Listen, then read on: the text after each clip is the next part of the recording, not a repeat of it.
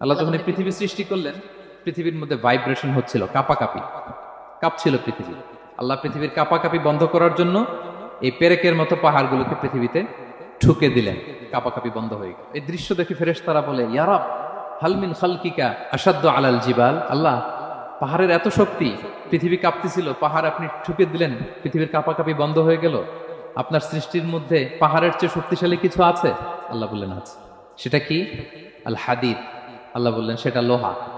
কারণ লোহা দিয়ে পাহাড় কাটা যায়, ঠিক কিনা? লোহার কথা শুনে ফেরেশতারা অবাক। লোহা পাহাড়ের চেয়ে শক্তিশালী?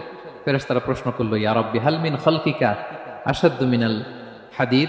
তাহলে আপনার সৃষ্টির মধ্যে লোহার চেয়ে শক্তিশালী কিছু আছে?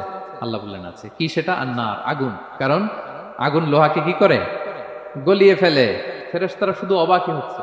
ফেরেশতারা বলে, আগুনের চেয়ে শক্তিশালী কিছু আছে? আল্লাহ বলে আছে, আল মা, পানি। কারণ আগুনে দাউ দাউ করে জ্বলে ওঠা